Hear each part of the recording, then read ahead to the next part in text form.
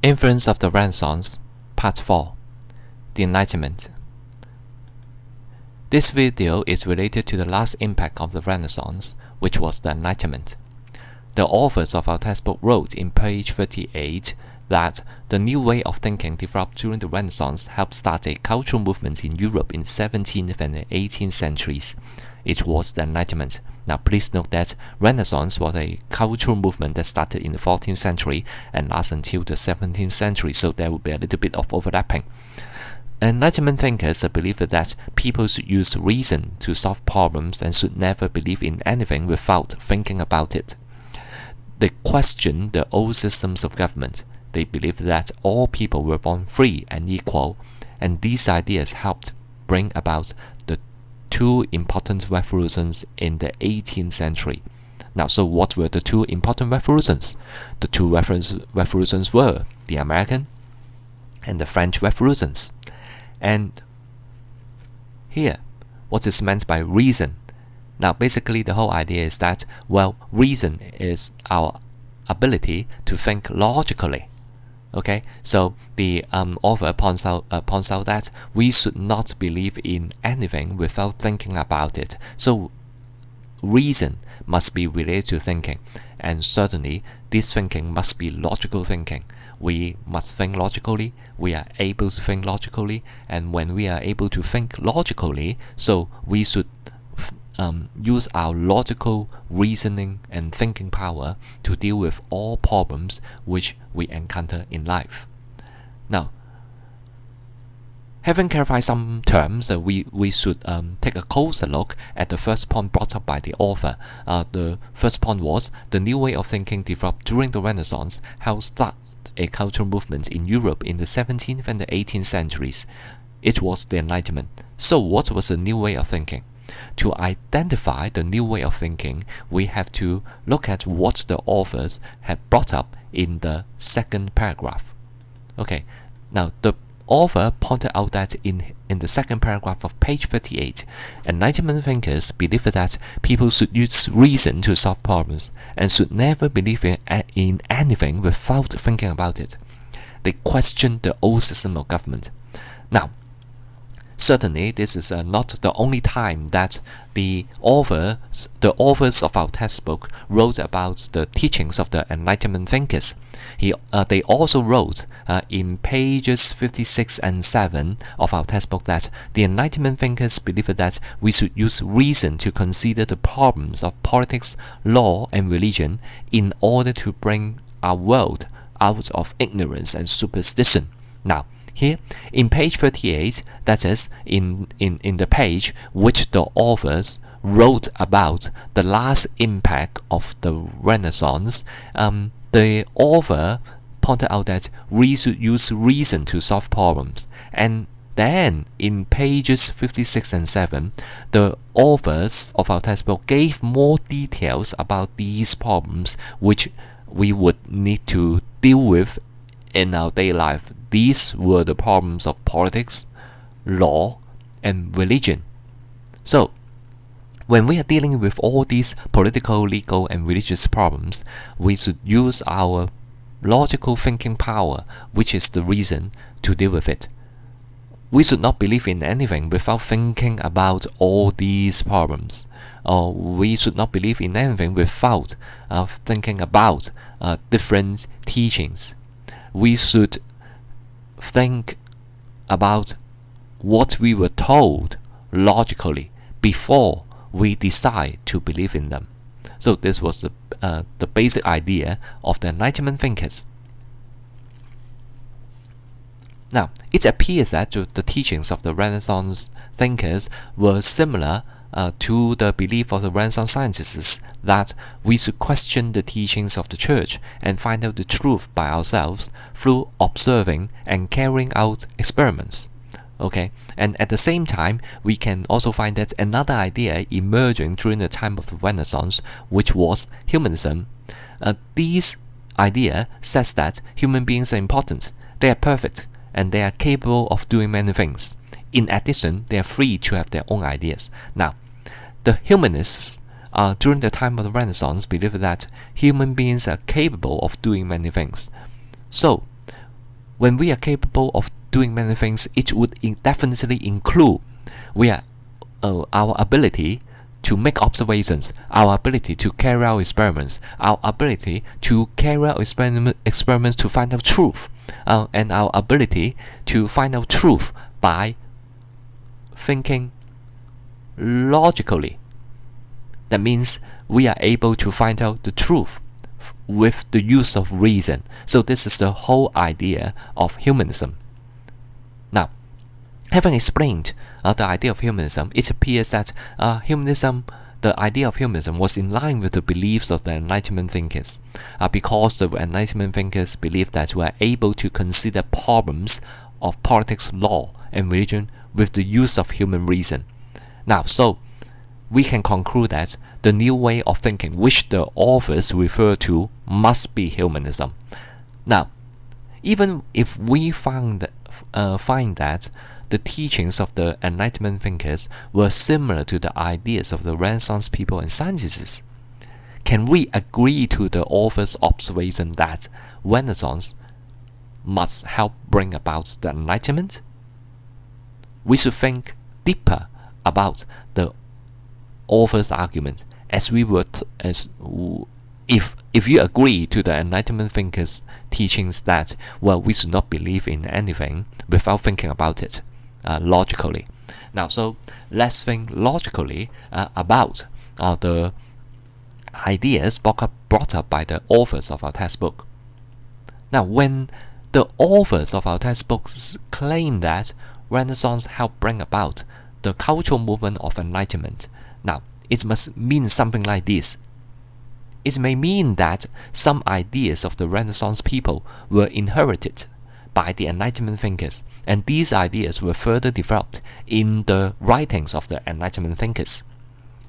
Now, or we may say that, well, when the authors observe that the Renaissance helped bring about the cultural movements of the Enlightenment, it would mean something like this. The Renaissance thinkers might have developed some teachings that has inspired the Enlightenment thinkers. Now, to prove that such relations did exist, we have to study the teachings of the Enlightenment thinkers. You can find their teachings in your textbook, page 59. Now, according to the Enlightenment thinkers, they believed that there is a social contract between the government and the people. Now, so what was a contract? A contract was actually a legal document, a legal agreement signed by two parties. The two parties entering into a contract would agree to do something for the other side in return for some benefits. So this is the whole idea of contract. Now, a social contract is just a concept. It is not a real legal document because we were all citizens. We do not sign contract with our Hong Kong government. No, we do not do anything like this. But the social contract can be understood as a kind of expectation among the people, among us citizens. We agree to follow or to obey the orders of the government in return for something. In return for what? In return for government's protection, in return for good policies. Now, so the basic idea is that when the government enter into a social contract with the people, the government would then promise to protect the natural rights of the people, so that in return, the people, the citizens, would sacrifice some of their natural rights in order to ensure that some of the natural rights would be protected. Certainly, this would be the agreement between the government and the people, which means the social contract. The government should protect the natural rights of the people. That is, the rights of life, liberty, property, and the rights to make laws. Okay, people's rights to enjoy political and religious freedoms should all be protected. Now, here, the idea was natural rights, 自然權利. That means you would enjoy these rights by birth. Once you are a human being, you would automatically enjoy such rights at the moment when you are born. Okay, these rights are not granted to you by any legal documents or by any legal code. There's no such thing as 依法享有嘅權利. No, there's no such thing like this. Okay, by natural rights, it means that you should enjoy them at the moment of your birth. Now, some thinkers like John Locke believe that the people had the right to revolt against tyranny. So what is a tyranny? Tyranny, 暴政. Okay, 暴政. It means that, well, when the government infringe upon the rights of the people, then the government would be said to be tyrannical. And then, when the government did not observe the social contract to protect our natural rights, and even violated or infringed upon our natural rights, the citizens of the country would have the rights to revolt against it. Now, some other thinkers like Montesquieu believe that we should set up a political system based on the principle of the separation of powers, so that the government would not be powerful enough to infringe upon our natural rights. Because why did Montesquieu bring up such an idea? Now, you can follow the line of John Locke. Now, when John Locke believed that we have the right to revolt against tyranny, okay, we might overthrow a tyranny, but the new governments emerging might also be tyrannical. So should we start another revolution? No, it would not be good. So, the idea of Montesquieu to adopt the principle of separation of powers when designing a government is to address the root of the problems. That means if we do not want the government to infringe upon our personal natural rights, we must build up a government which would not be efficient enough to infringe upon our natural rights. And such governments could only be a government which is separated into different branches, and different branches would check and balance against each other, so that the government would not be able to infringe upon their rights. So, now, these were the teachings of the Enlightenment thinkers. Were there similar ideas during the time of the Renaissance? Now, let's take a look at the teachings of some political philosophers of the Renaissance. The first one was Machiavelli. Machiavelli was an Italian. Now, he brought up an idea that like this: the fact is that a man who wants to act virtuously in every day necessarily comes to grief among so many people who are not so virtuous. Therefore, if a prince, which means a leader, wants to maintain his rule, he must be prepared not to be virtuous. Now, this may sound complicated to you. Actually, the whole idea is very simple. We can summarize it with one Chinese phrase: 無毒不丈夫. So what does this mean? It means that, well, Machiavelli believes that the people are immoral in nature. So if we act morally, we would be harmed by the immoral people. Now, so with such assumption, Machiavelli concluded that leaders of every country should not govern morally, or else the people would not be afraid of the government. According to Machiavelli, a leader can only be a good leader when the people are afraid of the leader. If the people are not afraid of the leader, then this leader would not be a capable or good leader. Now, we should also look at the ideas of an English political thinker, Thomas Hobbes. Hobbes said that in the state of nature, where there is no government, and then the people would enjoy complete freedom, then it will be good. No, according to Hobbes, it would lead to a condition of war, of everyone fighting against everyone. Yeah, yes, we might have complete freedom in a state of nature. A state of nature means a situation where government does not exist. OK， 自然狀態自然狀態即係冇政府嘅狀態。OK， 即係嗰個情況咧就係冇政府嘅。So it means that there's no government. Now, when there's no government, that means that nobody would restrict our behavior, and then we can do whatever we like. We might kill other people. We might rob away money from the other people. So we can do whatever we like in the state of nature, in the state where there is no government. Hobbes believed that this was not good. There must be a government, and the best government must be a monarchical government. This was the idea of Thomas Hobbes. Now, so we have to think about whether or not their teachings, the teachings of these Renaissance political thinkers, were similar to the Enlightenment beliefs. Now, certainly, some people would think that, well, it might not be so accurate to identify Thomas Hobbes as a political thinker during the Renaissance time. Okay, but well, I just look at the years of his birth and death, and then classify him as a Renaissance thinker. But certainly, some people might disagree. Okay, and other than looking at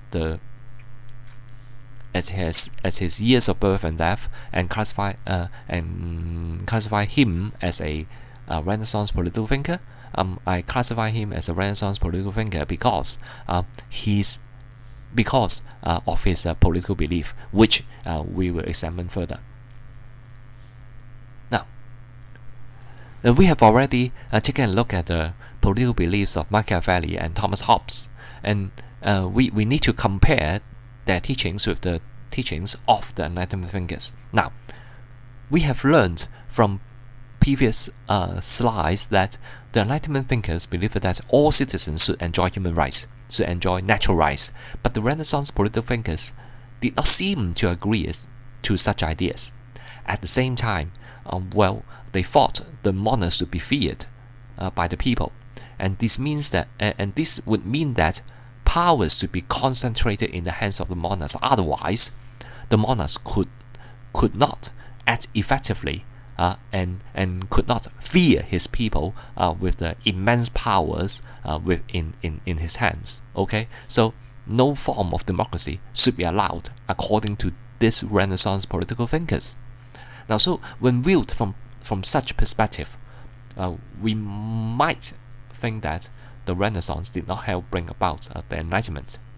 Now, so this may not be in line with the arguments of the author. Okay.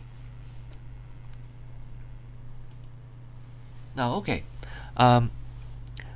We may say that okay. We would not agree to the observation of the authors by examining or by comparing the teachings of the Renaissance political thinkers with the Enlightenment thinkers. Certainly, we can argue from another perspective. Another possible argument is that the Renaissance thinkers might have brought about some impact on the politics at that time. That means that they might have influenced the politics or the governance in some countries during the time of the Renaissance. And such impact would inspire the Enlightenment thinkers to formulate ideas with reference to the political developments in the Renaissance Italian city-states or other European countries. Now, so, okay, that's fair, and we can examine the political conditions of the Italian city-states during the Renaissance, or maybe the situations in other countries.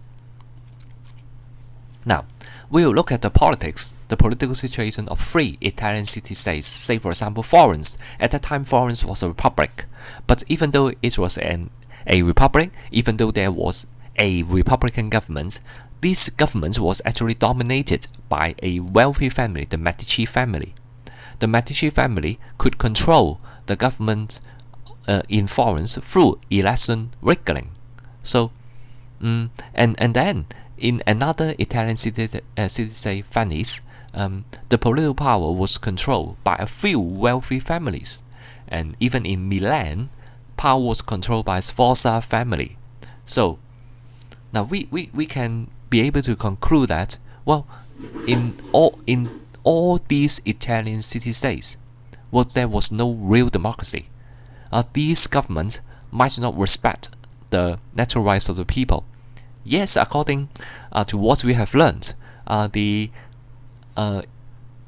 Italian or the Renaissance people were allowed to develop their own ideas. Yes, maybe in the areas of arts, but in other areas that might not be the case. So we might arrive at the conclusion that, well, the Enlightenment thinkers would not be happy with the politics in the Italian city-states, given the fact that, well, the Enlightenment thinkers believe that we should protect the natural rights of the people, the government's powers should be checked and balanced. Well, in the Italian city-states, definitely the powers of the government might not be properly checked. Now, the political situation in other European countries might not be better than the Italian city-states because they practice absolutism. Now, absolutism was a political belief that one ruler should have complete control over everything going on in the country. The absolute monarchs usually believe in the divine right of kings. Divine right of kings means that 君權神授，君主嘅權力係由神所授予。They believe in the theory, the idea of divine rights of kings. They believe that they could rule the country because they were God representatives on earth. God gave them the power to rule over the country. So, there were some examples of absolute monarchs like the Stuarts of England and the Bourbons of France. Now, pay attention. The family name is Stuart, S-T-U-A-R-T. There's no S. But why do we add an S to the family name? We are referring to a number of people coming from this family. Okay, when we are referring to a number of people in a particular family, so we add an S to their family name. Now, so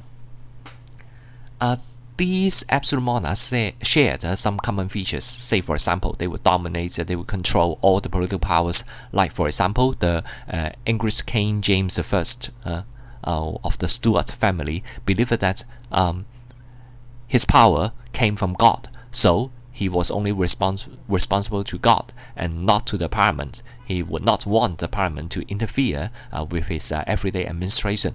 And Louis XIV of France, he also tried to control all the political powers. So he did not allow the other people to share his political power.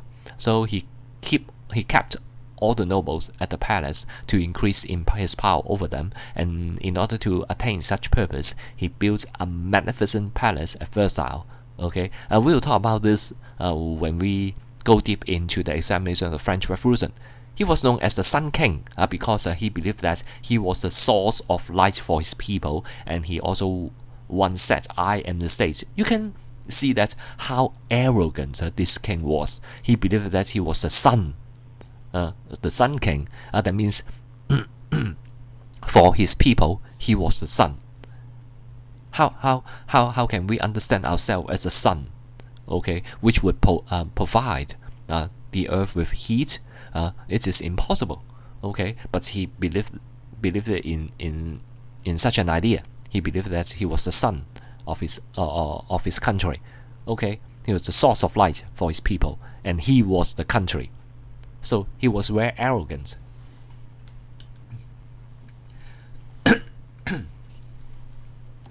Prussia under Frederick William the Great Elector also turned Prussia into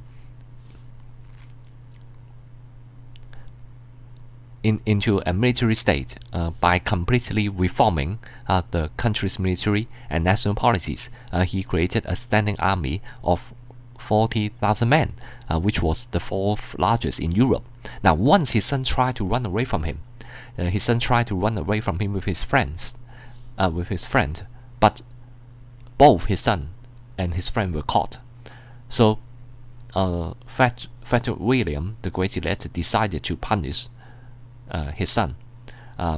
He executed the friend of his son, and he forced his son to watch the beheading of his friend. So you can definitely tell how ruthless these absolute monarchs could be. Okay, I think I need to make a little correction to the first sentence here. Sorry for that. There's a little mistake.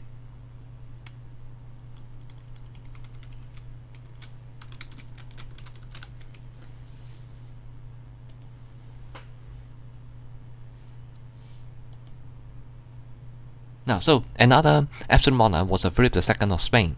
He oversaw almost all the affairs of his country. Now, other than exercising strong political control, they also exercise a religious control. Say, for example, Philip II of Spain, who was a devout Catholic, he adopted this policy, or the policy of setting up the Inquisition, so as to destroy heresy. Inquisition, 異端裁判所. Okay, when a religious teaching was found to be a heresy, they should be destroyed, and people advocating such beliefs would be killed. Okay, and King Louis XIV of France would certainly try to control the country's religion. He forced some French Protestants to convert themselves back to Catholics. King James II also adopted similar policy, and these absolute monarchs also waged wars against other countries. Okay, I do not want to go deep into details. You can read the PowerPoint by yourself. Now, so as the absolute monarchs wanted to exercise full control over the country, the Enlightenment thinkers would certainly object to such absolute monarchs because they try to impose with political and religious control over the country, while the Enlightenment thinkers believe that, well, the government should protect the political and religious freedoms of the people. The government should protect the natural rights of the people. Therefore, the Enlightenment thinkers would not agree to the policies of the absolute monarchs. And given the fact that, well, the Renaissance thinkers appeared to be incapable of changing the politics in different countries during the Renaissance time into something into some kind of political system which would give more protection to the natural rights of the people. So I think that it might be proper for us to arrive at a conclusion that the Renaissance thinkers would not be able to inspire the Enlightenment thinkers.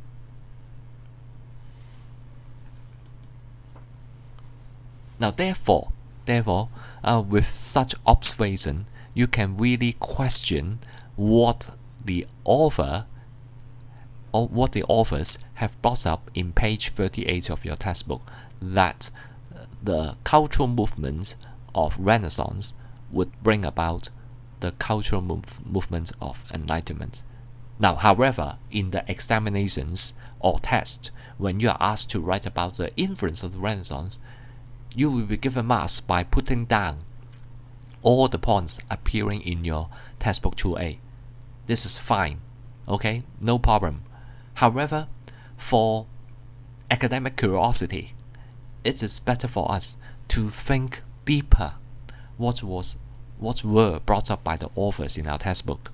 You do not need to agree to every word the author says in the textbook, or in other reference books, because we are all human beings.